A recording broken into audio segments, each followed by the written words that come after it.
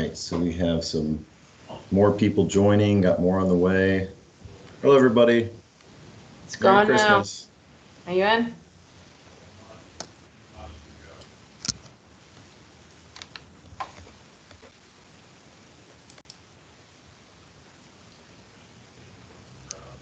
I see Shane and Mike have joined. Morning, Shane. Morning. I don't know which one. Just sent you the link Taher sent to me.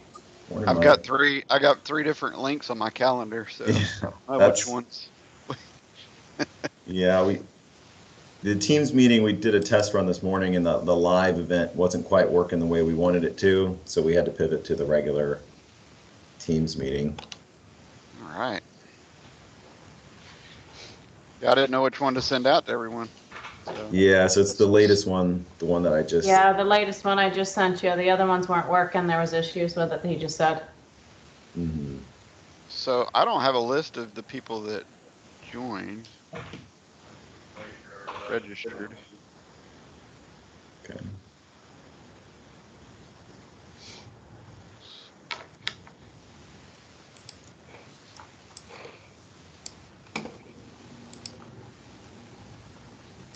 Oh, that's something else.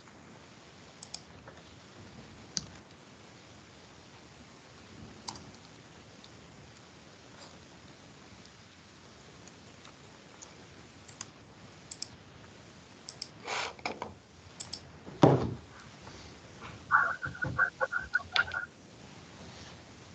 right, we'll give it some more time because we're still 4 minutes before the actual start time.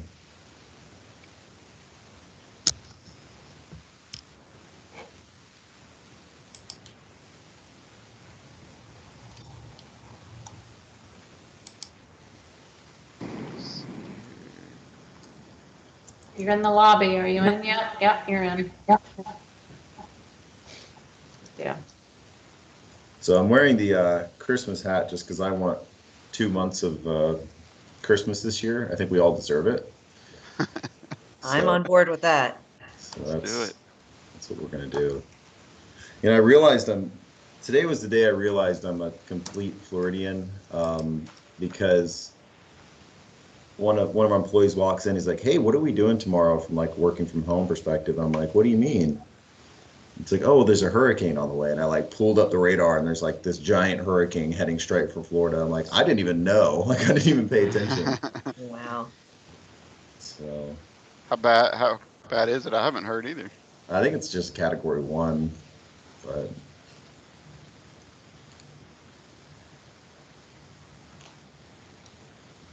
there's this famous video of a guy in Jacksonville, and he has this big American flag, and he has his shirt off, and he's just kind of like in the hurricane, and the wind's just kind of hitting him in the face, and he's just like, "America," and it's like all over the internet. And that's actually a guy I went to college with. Oh, that's great. I used to hang out with him. Like, wow, you're like the Florida man now. That's fantastic. Like the naked cowboy in New York. Yeah, exactly. There you go. It's only a matter of time before people have a tattoo of him. I know it's coming because there's like people make Right. cookies of him, and there's like shirts made of him. I'm like, wow. Wow. All right, so we got some more people joining now. Oh, a lot more people joining. All right.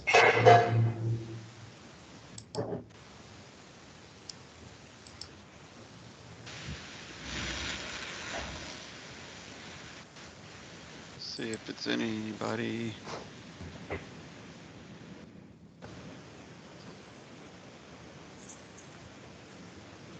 I don't know if I need to send it out, resend it to. It might be good to send the link just since we updated that link last minute. Me and Sarah ran a test run with the live event, Microsoft Teams live event, and it wasn't working perfectly. So we decided to just pivot to a regular Teams meeting.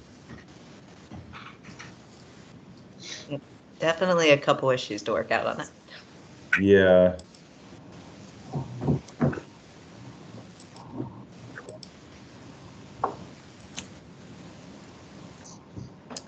Okay, we're going to give it a couple more minutes before we get going, just to give us a little more time to make sure everyone got the updated link. Do the introductions.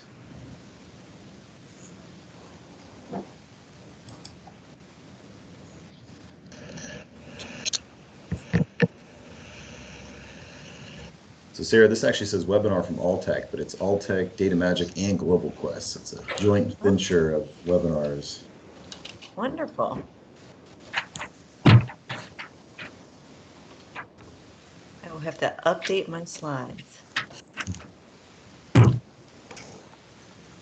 Wow, I'm amazed to see how many people are joining to learn about SharePoint. It's great. It may not be like the most exciting topic, but when it's actually put in place, it's amazing. And we'll talk a little bit about that. At Alltech, we have all of our documents in SharePoint. It makes it so much easier to collaborate. It really is true, and the amount of migrations that I've been doing recently, it's really exciting. I get really excited talking about it. Thank God for people like you out there that get excited about doing a SharePoint migration. Right? Exactly. You know, the whole presenter part of Teams, once they get it all ironed out and it starts working better, I think it might be good to have a whole segment just on setting up the presentations. I really did like the way that was set up. It just, we were having problems with doing both of having dual presenters, but. Well, I think it's relatively new Mm-hmm. for them, so it may just have to wait till they get the bugs worked out of it. Exactly. Yeah. I think that's right.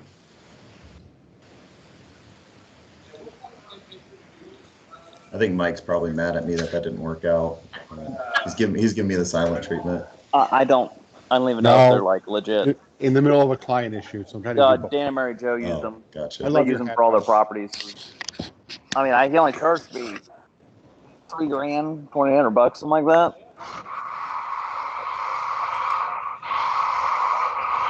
All right, if we could. Yeah, well, I'll go through and mute some people. Okay, yeah. I'll work if you want on his that. info, I'll give it to you. I don't want to be the job. bad guy. Yeah, you So can be the muter. his helper is Wes, who painted Mom and Dad's house. That is bullshit. We get 53-foot So trailers. Wes Cox, he's a drunk painter, which they're all drunks. But I mean, he Really getting everybody knows who Wes inside is. I would rather it be in Orlando. I'm gonna mute. They shouldn't be bringing it over here. Yeah, that's a good idea.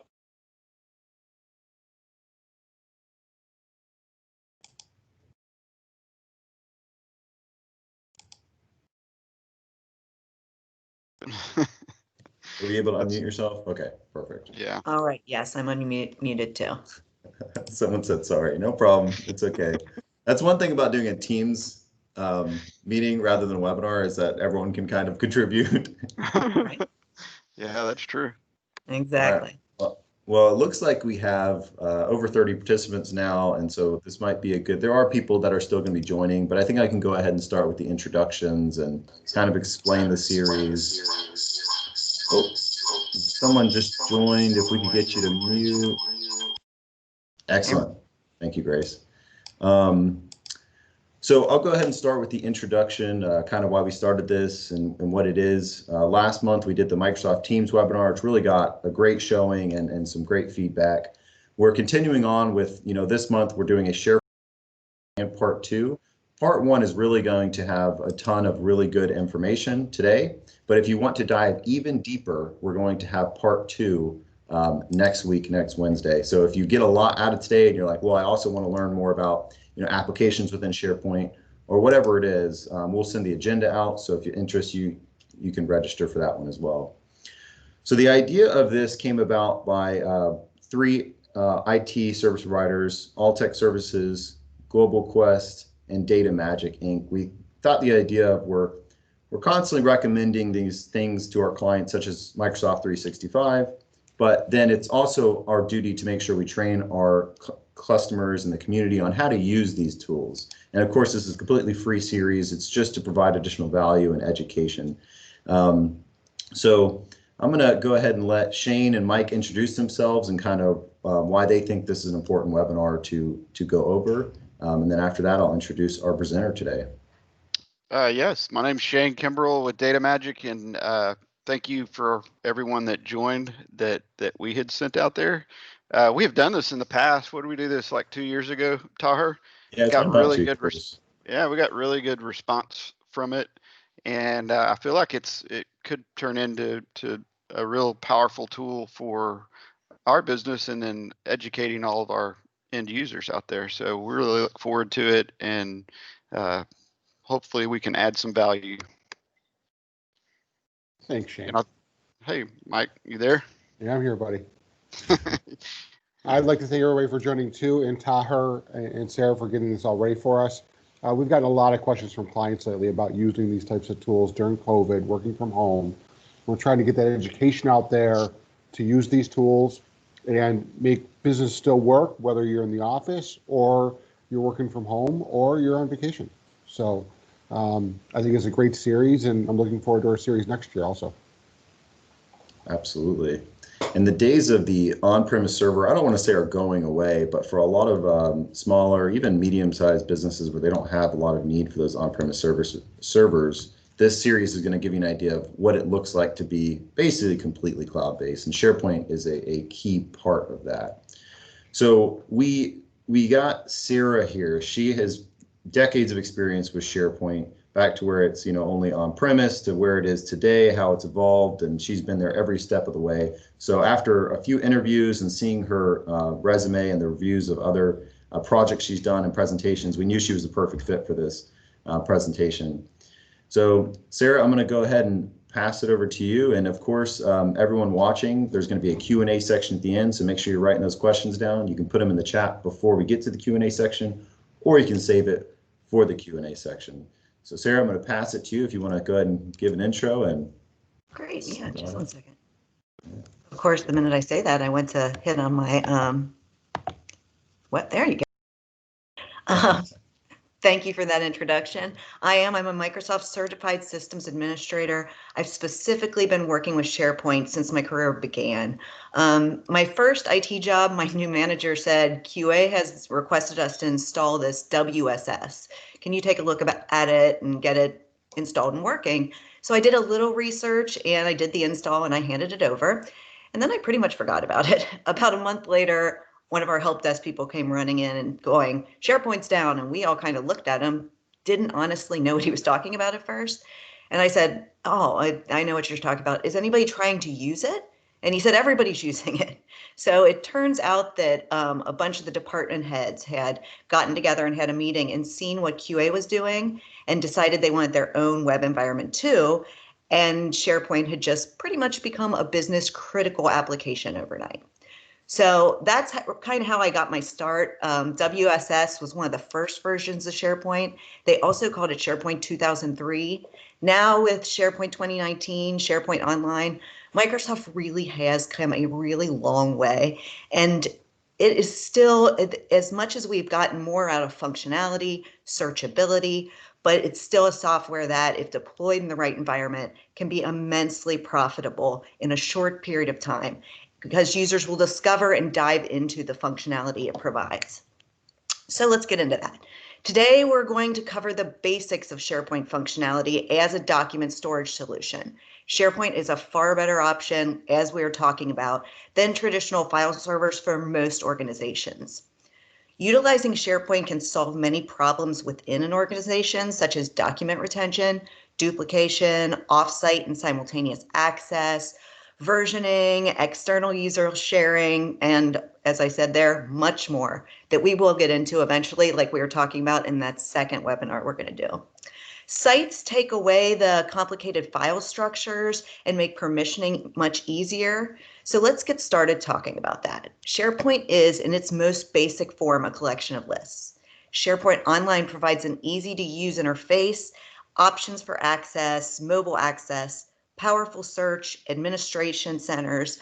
Also, a lot of the functionality that you're going to get out of the box is still going to be enough for most companies just as is.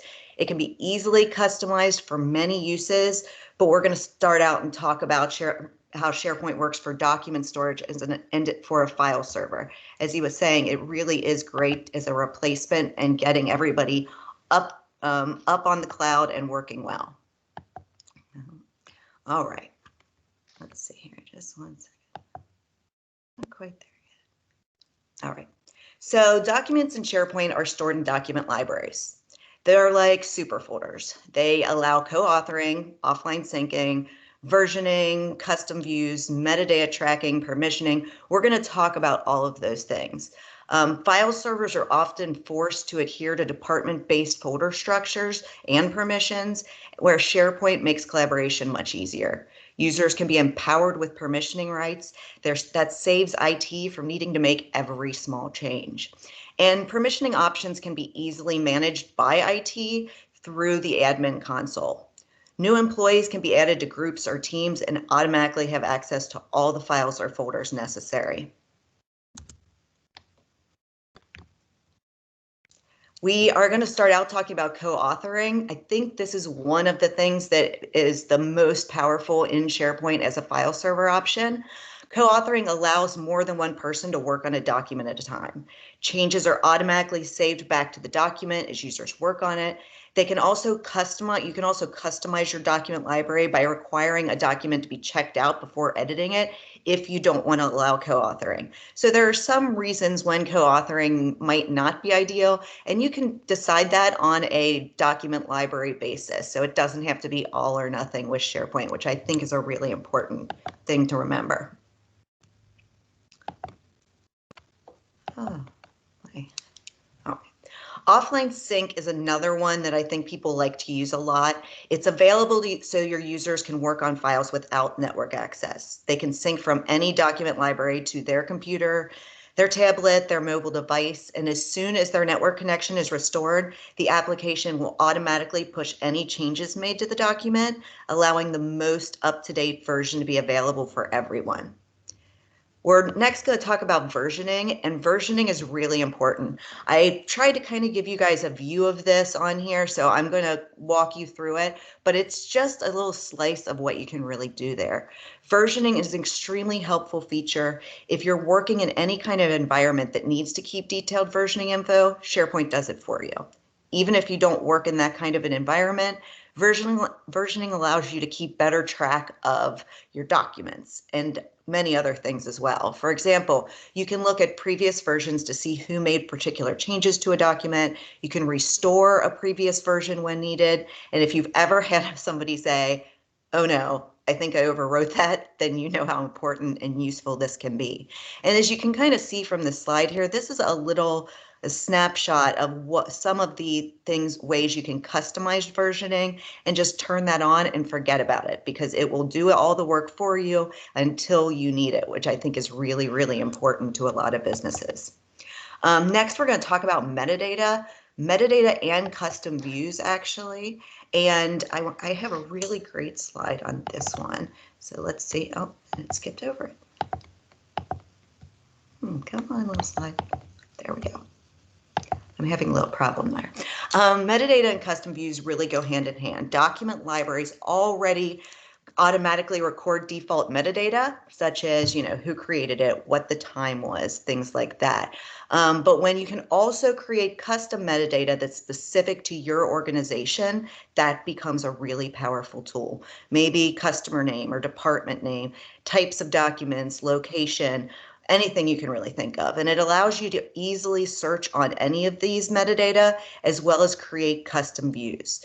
So as an example, imagine you have a document library with custom metadata for location, department, year, and client. Some of your users may prefer to view documents by the year they were created. That's kind of what you're seeing here, is if I wanted to create a view just for me based on the year they were created. Others may want to view the first by department and then further sort by year. Each user can create their own view. They get to make it public or private. And when they log in, they will see the documents in whatever way works best for them, which is really what we're going for as far as functionality goes.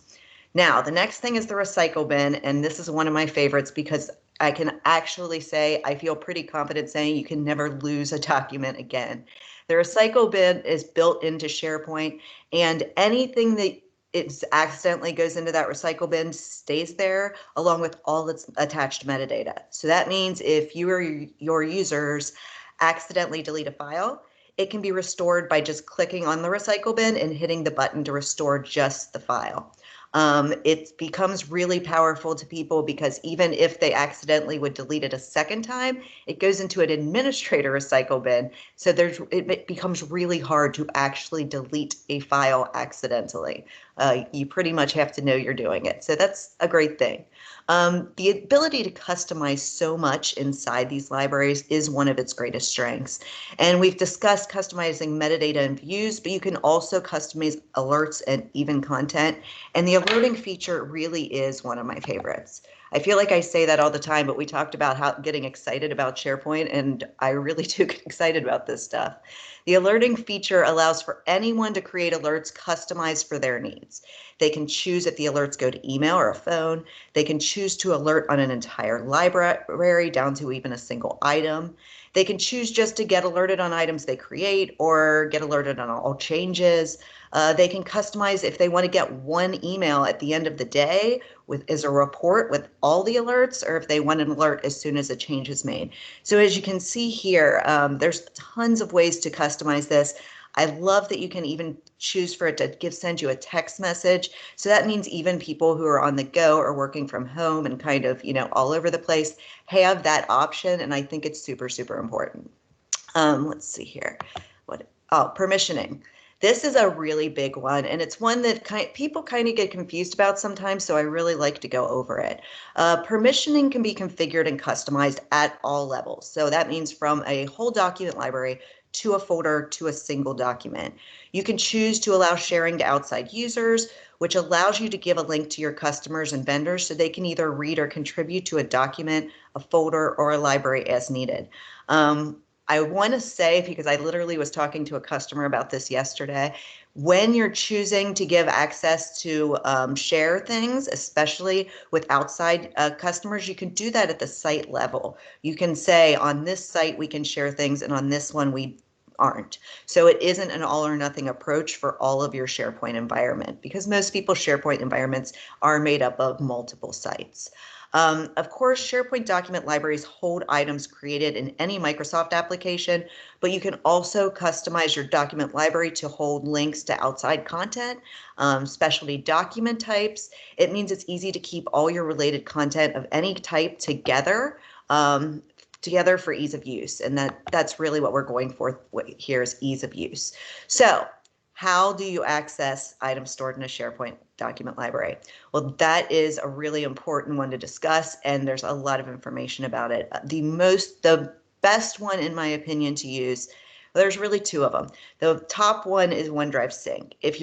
That's going to be your best option if you're using it as a file server. OneDrive was built on top of the SharePoint platform. So OneDrive is more for items that would typically have been saved on a hard drive or like a personal folder. Think of it as things that you can share, but it's not really a great idea to share it on a large scale. You're going to want to pretty much keep it on a small scale. So it's also, you need to know if somebody leaves your environment and they have a bunch of items on OneDrive, when their account goes away, those items go away too. So that's kind of the difference between SharePoint and OneDrive. SharePoint obviously is going to leave those items active, any items that are on there, even if the person who created them goes away or leaves the company. So think of OneDrive more as the hard drive of your computer, and then SharePoint like the shared drive. OneDrive Sync, however, can be used for OneDrive or SharePoint. It allows you to choose which documents and document libraries you want to sync and access those whether you're online or offline. The second option is Map Drive, and this is kind of another way that some people who are really concentrating on using SharePoint as a file server use. It's not the best one. We always prefer OneDrive Sync. But many companies that are used to having map drives to their file server prefer to map to a SharePoint document library. And the positive part of that is where in the past, most map drives required a VPN connection. So anytime you logged in outside the office, that drive would fail until you had your VPN connected. With SharePoint Online, you don't need the VPN connection, so you're not going to have that dropped drive. The downside is that it doesn't allow for offline file access like OneDrive Sync does, and it's just not quite as supported by Microsoft, so sometimes there can be issues with doing it that way. There are companies that prefer it. I work with them. If that's that's their preference due to familiarity, I say go for it. The third way is to use the SharePoint. Yes? Sarah, do you mind if I provide a quick example real quick? Yeah, please do. Like how we use, so we used to like we used to have where it's like G Drive and we click on it and have to, you'd have to be in the office, you'd have to VPN or whatever. So now I have my little Surface Book that I'm going to meetings and I'm writing things down in the SharePoint. And then when I get back to the office, it's right where I needed it. So I'm going to share my screen real quick. Right, yeah. So, oh, that's not, this is the right screen, okay. So that's my son and niece, they like to go skydiving. But when you click into your folder structure, like here's all our different SharePoint, or not, these are some of them. I have some of the most important ones synced, and I'm not a part of like the tech ones, for instance. So I can, from anywhere on my phone, like I use it on my phone all the time. I use my tablet. I use it here when I'm in the office. I can just click on these, boil down, make changes, make changes with someone else. Like Tim Higgins in our office here is always like, hey, I have a client network review done, so we'll both jump in together. We'll do a Teams call. We'll make 8 edits at the same time. So it's just more efficient that way, and it just keeps things the continuity there. So that's just a specific example of how we have it set up, and works really well for our specific workflow. So anyway, sorry, Sarah, I just wanted to provide a specific example. I appreciate that. Yeah, I think it's very interesting to me. It's one of the things that I really love to do as I'm working with clients and customers on these kind of things, is that everybody kind of uses different connections in different ways because of the fact that it makes it so customizable for how they work. You just need to have somebody who can kind of build out the environment in a way that is going to work best for your users. And like you're showing right there, you definitely have that. It's very helpful. The third way to access it is through the SharePoint web portal itself, and that's going to give you the most functionality and customization. So when I am talking about a lot of these things like configuring alerts, configuring metadata, all of those things that you can do, you're going to need to go actually to the SharePoint web portal to do that. And it's basically just letting you, you're going to use Office Online within SharePoint, or you can open documents and things from straight to your computer's actual installation of the Office applications. So you have some options there as well, but when you're working within the SharePoint web portal itself, you're going to see a lot more functionality. You're going to have full SharePoint out of the box functions instead of just straight file server functions. So that's why I always try to include that. Some companies barely ever actually go to their SharePoint site. They're just using it as a file server, and that's a perfectly fine option. So typical concerns. Concerns around SharePoint are usually cost, IT needs, end user adjustment, adoption, adaptation, security. Yeah, you'll have to share your screen, Sarah. Oh, yeah, sure. Let me get in there. Let me know that. Here we are. And since my screen was shared, I didn't see this where it stopped. Let's see. Share content. There we go. Way to go, Taher. You derailed the whole. There you go. No, I promise. Had one job. Well, and I had my 40th birthday last week and got a brand new computer. So I am like still working on setting everything up properly. So part of that's kind of throwing me as well. Not you. Whew, so, all right, I'm off the hook. Yeah, exactly. It's going to go take us straight to the front. That's usually what happens here. Let's see, we're going to go all the way to 12. Custom alerting, we went over that. And yeah, that's where we are. Okay, so like I was saying, most of these are usually misconceptions at this point. I understand where it can, people can get nervous. The truth is that where we are right now, most of this is going to be outweighed, and I can kind of show you how that works. As far as IT concerns go, they're very minimal. SharePoint has become such a business critical application that it's easy to find someone who has the expertise to do further customization or give support if that's what you need. But it's also true that most of the time, if you have an IT person who is giving support, they can take care of any day-to-day things that need to happen in SharePoint. It's also possible just to have a power user who gets trained to do those day-to-day tasks, and that happens in a lot of companies. The administration is set up much like the rest of Microsoft 365, and so with minimal help and minimal training, often it can be handled easily by the same person supporting your other Active Directory installations, and that's usually what ends up happening. For larger installations, that's when somebody like me, an actual SharePoint administrator, gets hired.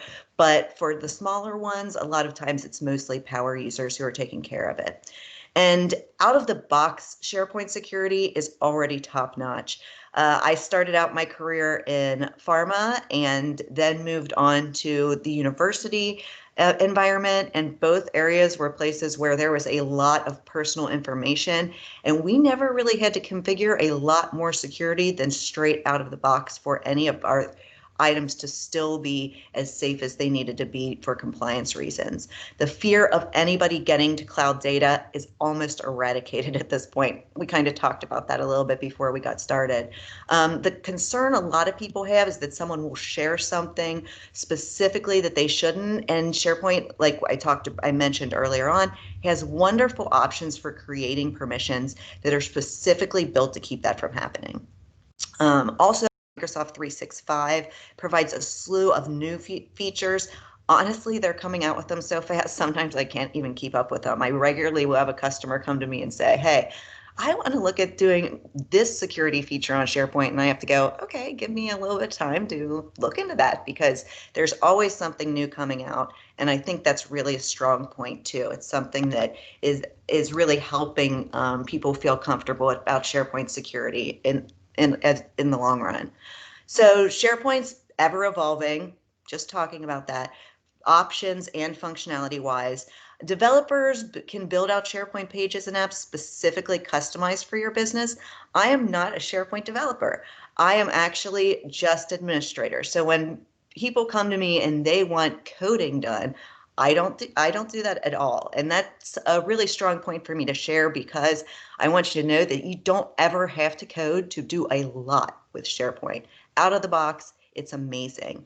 There are also a lot of apps available for purchase that make it even easier for an end user or an administrator to create forms or workflows, those kind of things in SharePoint. But really, the out-of-the-box functionality is pretty great. When I say that, this is where my opinion SharePoint can get very, very exciting. Microsoft has empowered our users with Flow. And for those of you who've used it, you already know. For those of you who haven't, it's really a way to kind of design an app specifically to do what you want it to do without coding at all. And it's really, really fun. But with out-of-the-box functionality and some basic training, businesses can create applications housed on SharePoint that can do almost anything. I have a list in my notes of things that I help do: service requests, scheduling, project management applications, calendar tracking, sharing, forms, surveys, submissions.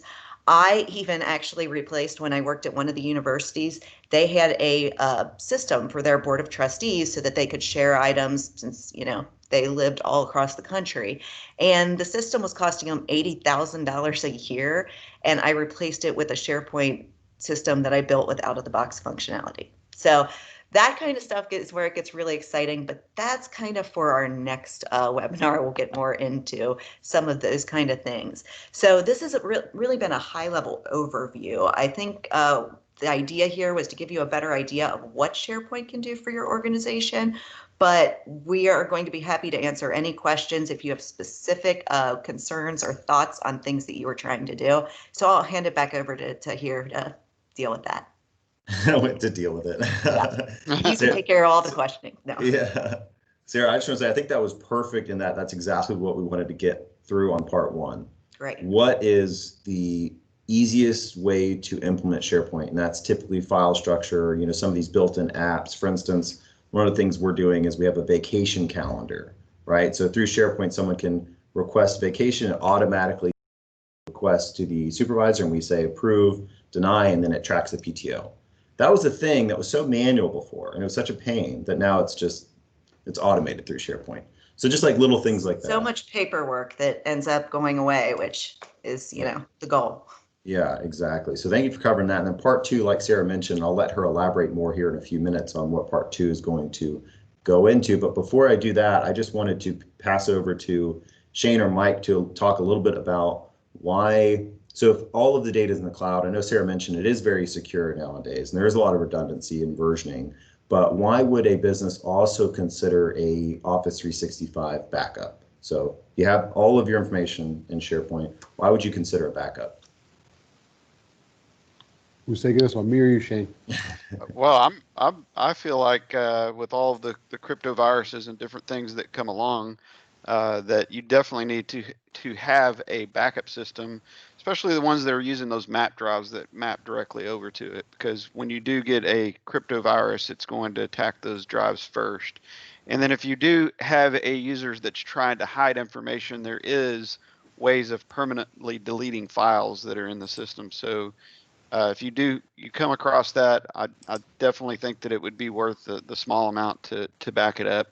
The systems that are out there that back up, not only back up the SharePoint, but it's backing up the email, the contacts, calendar, all of those things that go along with Office 365. Even the OneDrive is backed up as well. So for the small investment that it takes to back those things up, and the more dependent that we're becoming on these products, it's nice to have it backed up by someone other than Microsoft.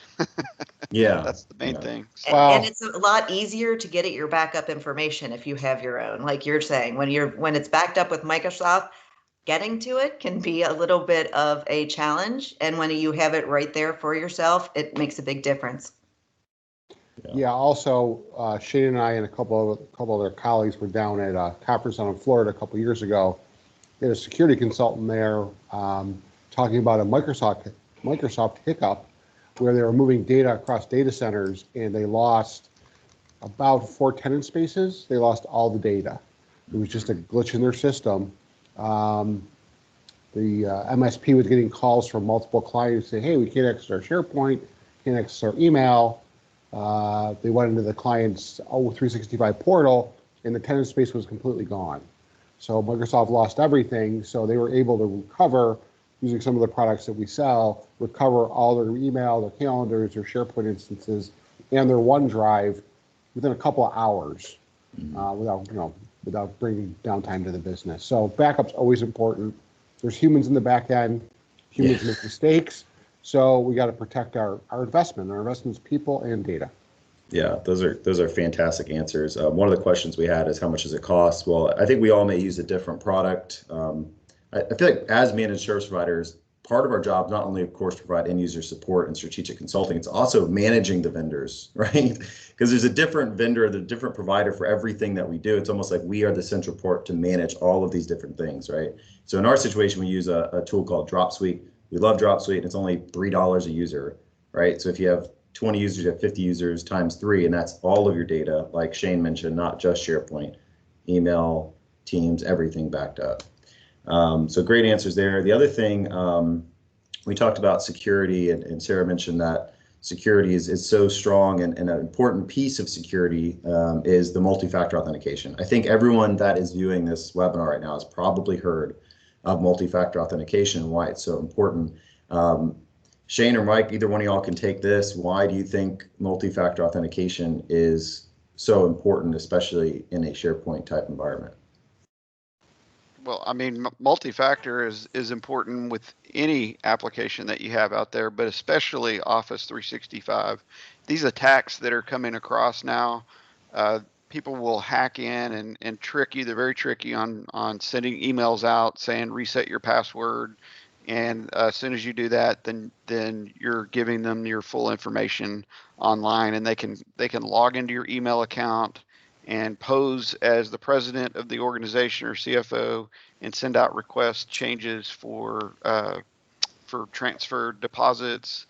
We've had it, someone thought that one of their employees was buying a vehicle at a CarMax, and it ended up that it was all illegitimate, and luckily the bank caught that one. The banks are getting better at it, but definitely don't rely on the banks to handle it. But that's where we've seen the biggest damage is these links changes for direct deposits or doing transfers of money online. So I would definitely put that in there, and pretty much anything like your banking, anything that you can do with multi-factor would be great. We use a product called Duo that links together multiple applications with what they call single sign-on technology. And I think this would be definitely something to look at for the future. You covered it all, buddy. I have nothing to add. Yeah, I think you nailed it there for sure. One thing I will say is multi-factor authentication is free, but some people perceive it as inconvenient, which I understand. But the reality is Office 365 specifically makes it very easy, as once you log into a computer, you're good for, it could be like 30 days, depending on the setting. It's only when you're in a new computer or a new location that they're like, hey, can you please re-authenticate with a second form of authentication, which is usually a text to the cell phone. But here's the easy part. With Office 365, there is an app called the Authenticator app. I love this thing, where when you log in, instead of having to look at a code and then type the code in and click enter, it just sends you a push notification to your phone and says, do you approve or deny? You just click approve. So it's literally half a second more work, but the security is 99% better. So just something to consider there. We use the Authenticator app. We recommend the Authenticator app. There's actually a blog I could send out that goes into how to do it. It's like, a 2-minute process to get the Authenticator app. So those are the main questions I wanted to ask there. Before we get into the questions from our attendees here, because we've got plenty of time, so if we have plenty of questions or even just a few, we'll have plenty of time for that. Sarah, if you want to provide a brief introduction into part 2 and what is, how we're going to go a little deeper and what we're going to be talking about next week. Sure, yeah. So I think that one of what we were doing today was really discussing how to use SharePoint just as a file server, what it can do for your files. What we get into next time is more of how each of the applications, all the other things that it can do. We're going to bring in and talk about surveys. We're going to talk about how you can do custom lists. And a custom list you can basically make into any application you want. So when you were talking about your PTO system, or as I was talking about doing surveys and things like that, that's just being able to take a list and customize it directly for your needs.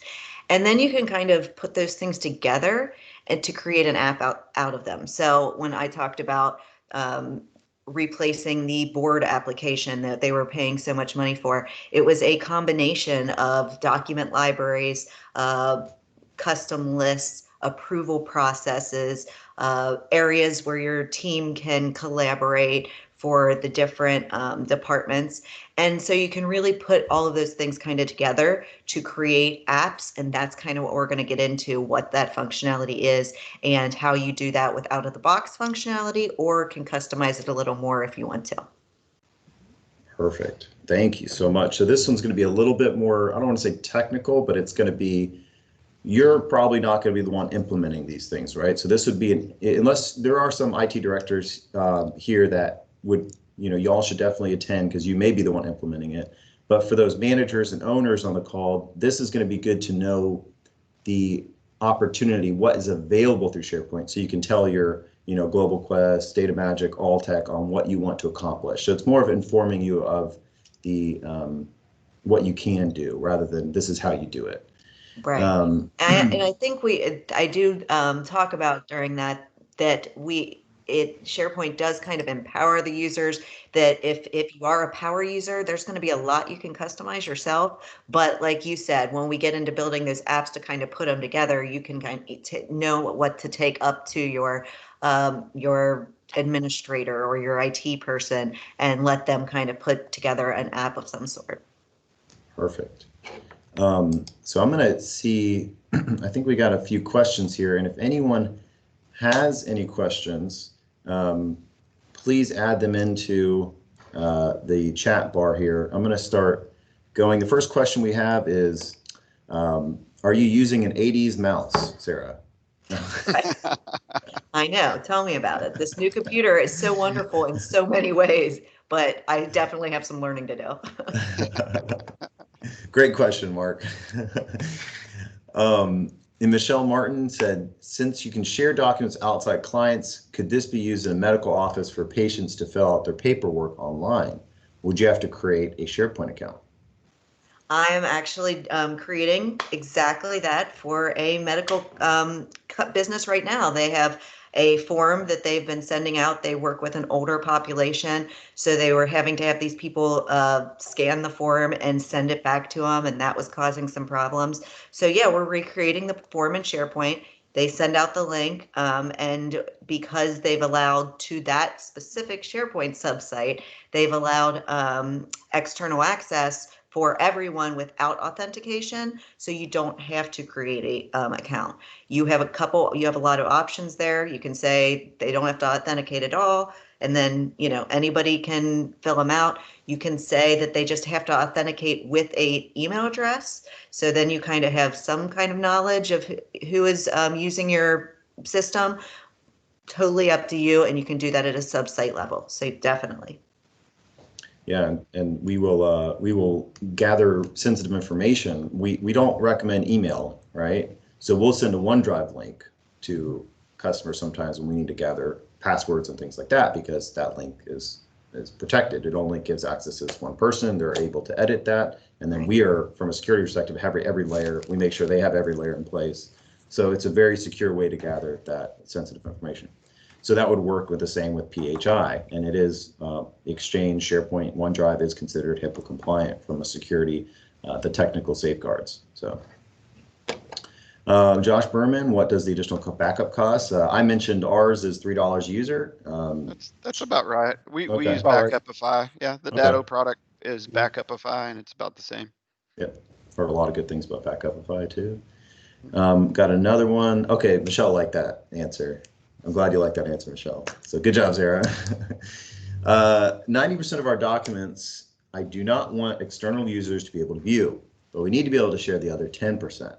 As a SharePoint administrator of 50 employees, I'd like to ensure that most of our documentation is not shared. What is the best strategy to ensure that users aren't accidentally or purposely sharing information that is meant to stay internal? Should I rely on some sort of dashboard or report? So my answer to that kind of gets a little complicated, but I'll try to keep it simple. There are a few different ways to do it based on how your documentation is structured. My favorite is if it still makes sense for how your company works, is to, like I said before, have a subsite that's specifically for anything that might be shared out. I think that's a great way to do it. And then on the top level site, you just turn off external sharing, but on that sub-site, you turn it on, and then those are the only things that are going to be able to be shared from outside.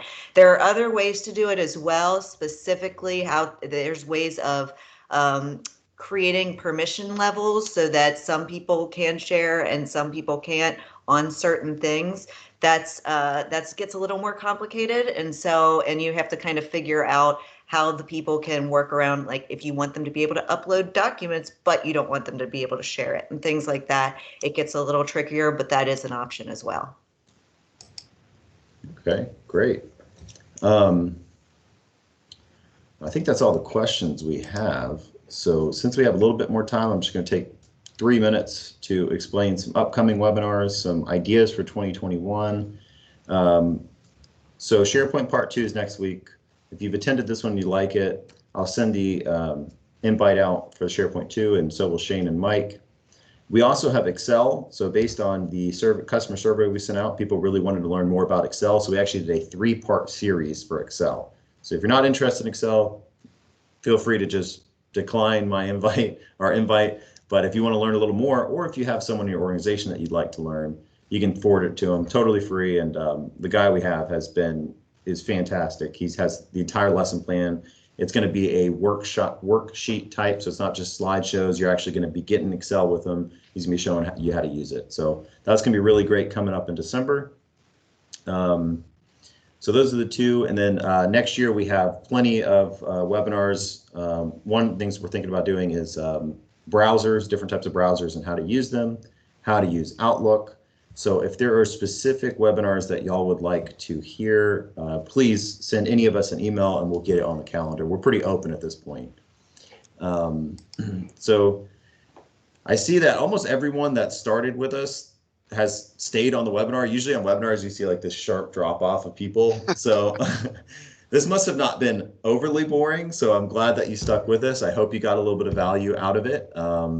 I think at this point, I just want to thank you all for coming. And Mike and Shane, is there anything you want to say before we conclude? No. Sarah, I think you did a great job. Thank you very much. Agreed. Tyler, This was very good. Yeah, Thanks. Tyler, thanks for organizing.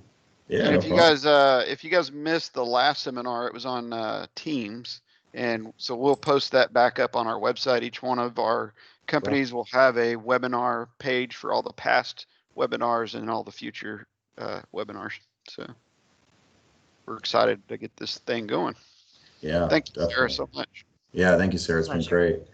Well, we're going to go ahead and conclude, and hopefully we'll see you next week and definitely next month. Bye, everybody. Bye, everybody. Take it easy. Merry Christmas. Merry Christmas. We're going to have 3 months of Christmas. All right, we'll see you. See you guys and gals.